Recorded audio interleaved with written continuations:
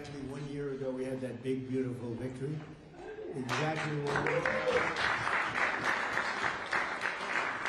And last night it was, not expected to be a victory. It was very Democrat areas, but I don't think it was good for Republicans. I don't think it was good. I'm not sure it was good for anybody. But we had an interesting evening, and we learned a lot. And we're going to talk about that, and I'll say a few remarks, and then after that I'll ask the press to leave. The press has been very, very nice to us the last couple of months. They were great to us in terms of the foreign visits with China, Japan, South Korea, Malaysia, and they were actually terrific. So I want to thank you for that. I'm sure you'll get back to your normal ways soon. But we did a great job over in China. And we've done a great job in turning off wars. We stopped 8 wars. And we have 1 to go, as you probably know, and that'll get stopped also. But we've done a great job, so it's really been an honor to do it, and I did it with many of the people in this room. Every one of you I know, and every one of you I like our leaders, I like everybody. But I thought we'd have a discussion after the press leaves about what last night represented, and what we should do about it, and also about the shutdown, and how that relates to last night. I think if you read the pollsters, the shutdown was a big factor, negative for the Republicans, and that was a big factor. And they say that I wasn't on the ballot was the biggest factor, but I don't know about that, but I was honored that they said that. And I just want to thank everybody for being here, and a very special thanks to Vice President J.D. Vance, who's doing a terrific job. J.D., thank you.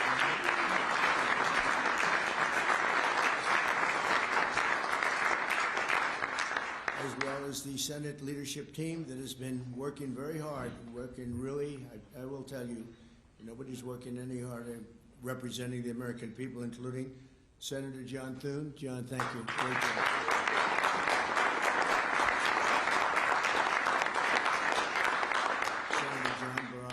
John, thank you very much. Senator Tom Cotton, wherever you may be. Tom, thank you. Thank you, Tom. Thank you. Senator Shelley Moore Capito, who's been very involved. Thank you, Senator James Langford from one of my favorite states, 77 out of 77. I always say 77 out of 77. Reagan was 56. That was the record. We got every one of them. Thank you, James. And a fantastic friend of mine and an incredible advocate during the election a year ago, Tim Scott. Thank you, Tim. So as you know, we are in the midst of a disastrous Democrat-created government shutdown, and it is Democrat-created, but I don't think they're getting really the blame that they should. That's now officially the longest shutdown in American history. The Democrat radicals in the Senate have shown zero interest in reopening the government, and I don't think they'll act so soon. A lot of people disagree. I've been saying for the last 30 days, we've had 4 or 5 different points. Yes, sir, they're going to get it right now. We should have it done in a day. I've heard that about 4 times. I heard it after Kings. They said I was a king. And I heard it after Kings. I heard it after a couple of other moments in time. And I said, no, I don't believe so. And now I heard it's after the election. I don't believe so. I think they will. I think they're kamikaze pilots. I just got back from Japan. I talked about the kamikaze pilots. I think these guys are kamikaze. They'll take down the country if they have to.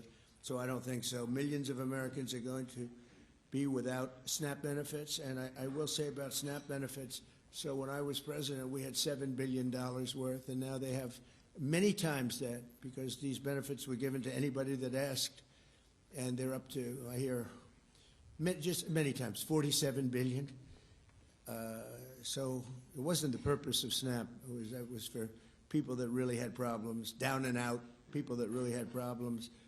But during Biden, they gave it to anybody that wanted it. I think it's something you have to talk about because the numbers are incredible.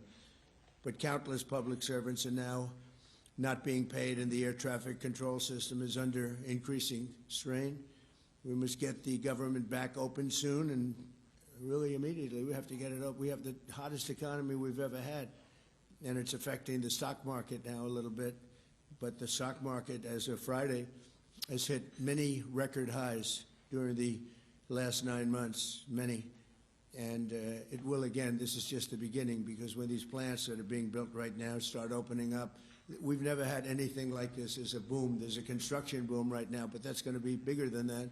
That's going to be an economic boom as soon as they open up, and it's going to be something special. We have car companies coming in. When I was in Japan, Toyota, Mr. Toyota, I said, "What's your name?" "Toyota." I said, "Oh, you're rich." I said, "How much of the company do you own?" 92.1%. I said, "I'm glad you said the one. He wants to be there." I said, "You're a rich guy." And he said, "I'm investing $10 billion in the U.S. And you know who I'm talking about, right? You introduced me, Mr. Senator. You introduced me originally when you were the ambassador to Japan. He's still good. He's still strong. But he had no interest in investing in this country. Now he's investing $10 billion as of 1 week ago in building new plants. We have auto plants coming in incredibly, but we have AI and all of them. And we can't be extorted to give $1.5 trillion to people that came into the country illegally, many from prisons, many drug dealers. A lot of people came in from mental institutions. They want to give a lot of money to the people that came in illegally. We have to get them out. We can't, no country can sustain that. That's not like an attack on our country. In no country, these are not going to be productive people. These are going to be anti-productive people. And we can all have big hearts. I have a bigger heart than anybody, but we can't let that happen. It's time for Republicans to do what they have to do, and that's terminate the filibuster. It's the only way you can do it. And if you don't terminate the filibuster, you'll be in bad shape. We won't pass any legislation. There'll be no legislation passed for 3.25. We have 3.25 years, so that's a long time.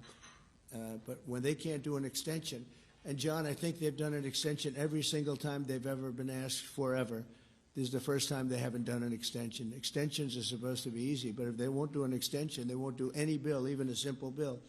And we should do our own bills. We should get out. We should do our own bills. We should open up. We should start tonight with the country's open. Congratulations. Then we should pass voter ID. We should pass no mail-in voting. We should pass all the things that we want to pass, make our elections secure and safe, because California is a disaster. Many of the states are disasters. But can you imagine when they vote almost unanimously against voter ID? All we want is voter ID. You go to a grocery store, you have to give ID. You go to a gas station, you give ID. But for voting, they want no voter ID. That's only for one reason, because they cheat. We would pass that in 15 minutes. If you don't get it, you'll never pass that. You'll never talk about mail-in ballots. Mail-in ballots make it automatically corrupt. If you have mail-in ballots, automatically it's correct. Even Jimmy Carter, they had the Carter Commission after he got out of office, and he had a group of very distinguished people, Democrats and Republicans, and they passed, they recommended things take place. It was a long time ago. And they said about mail-in ballots, if there is mail-in ballots, there will definitely be corruption, because, you know, they pass through too many hands. I mean, you go in to vote, and they want your card. Even me, I went into Palm Beach.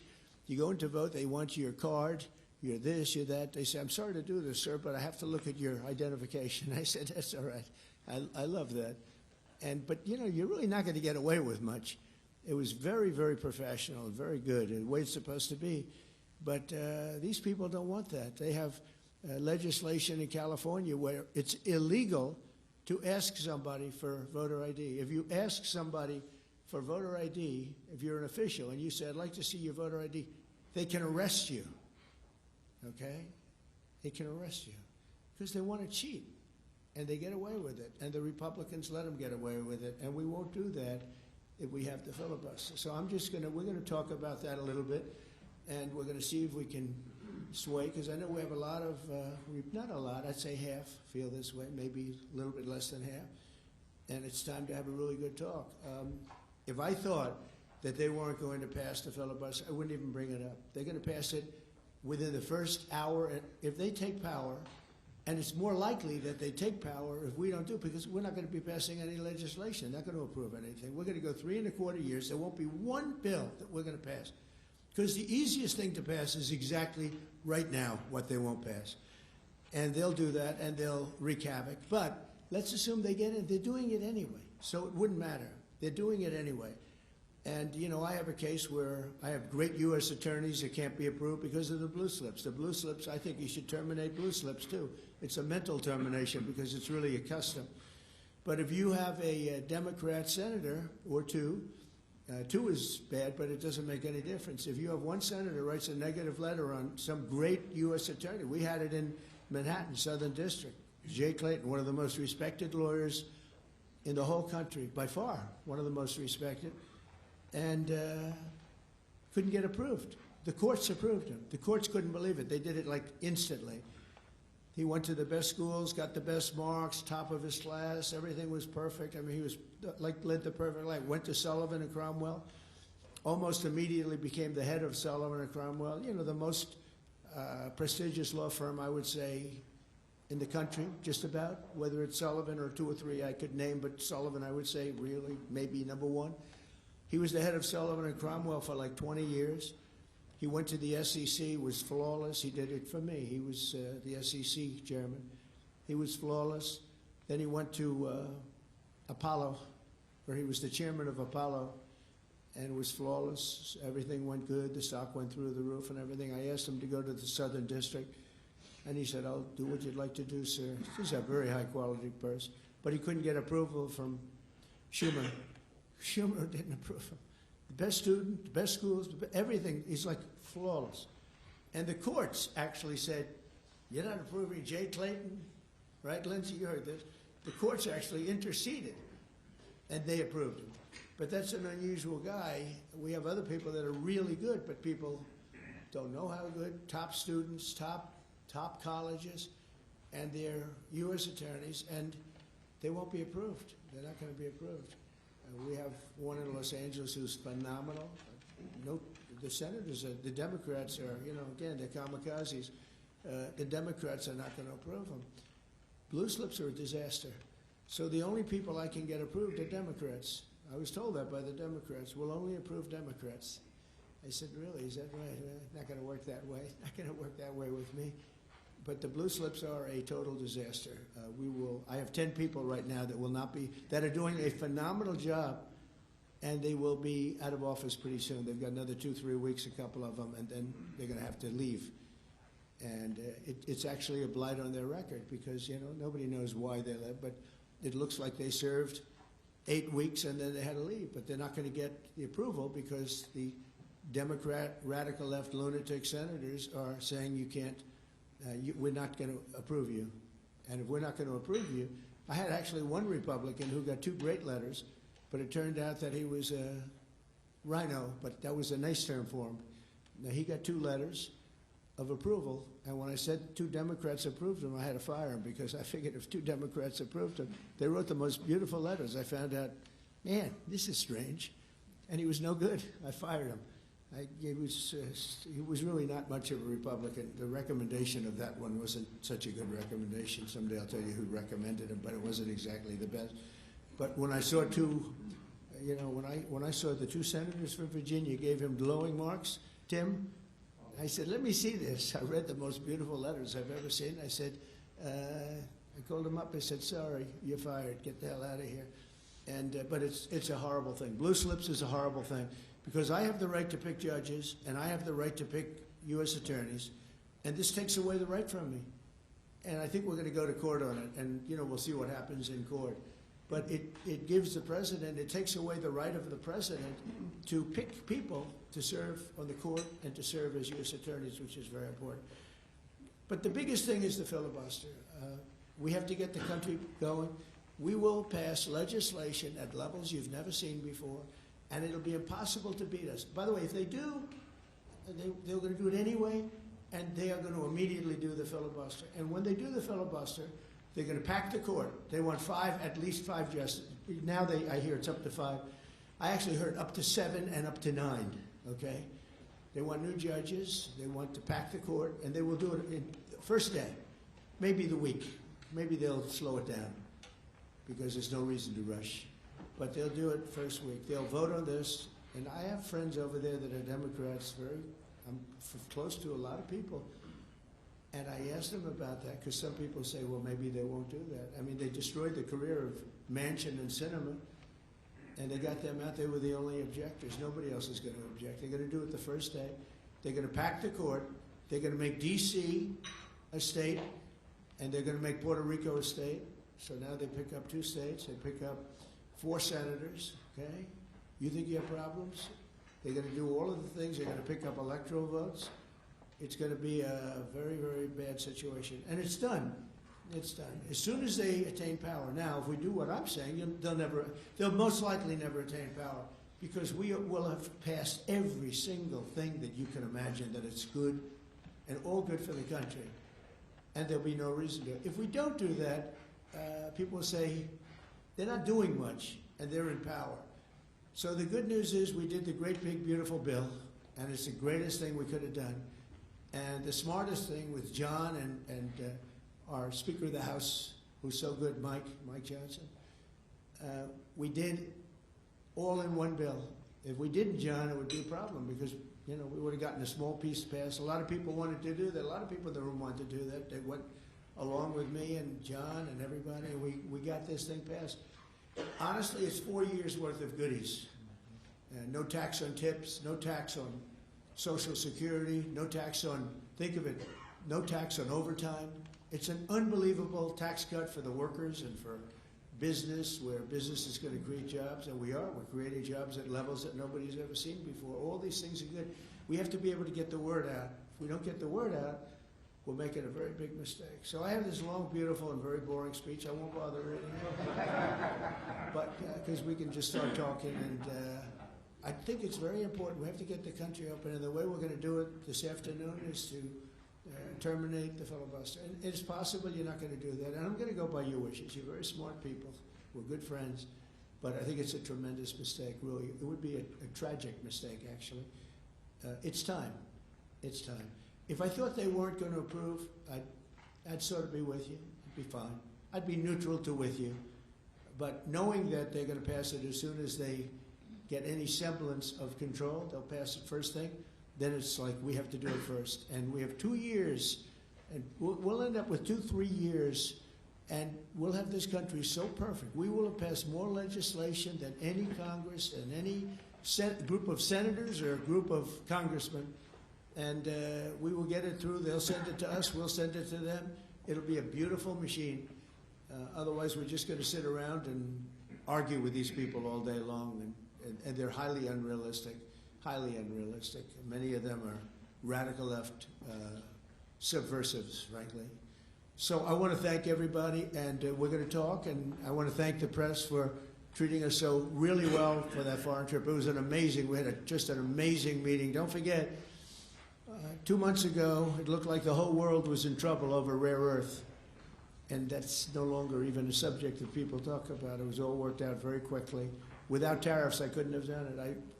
I put a 100% tariff on China. As soon as I heard it, within 20 minutes, I put a 100% tariff on China. When President Xi, who's really a friend of mine, as much as he can be a friend, he's a tough man.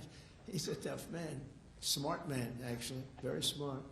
The press doesn't like it when I call him very smart. They think I'm not supposed to call him smart. But at least 1.4 billion people, without question. In fact, during the meeting, we were there. A couple of you were there, and some of you saw it.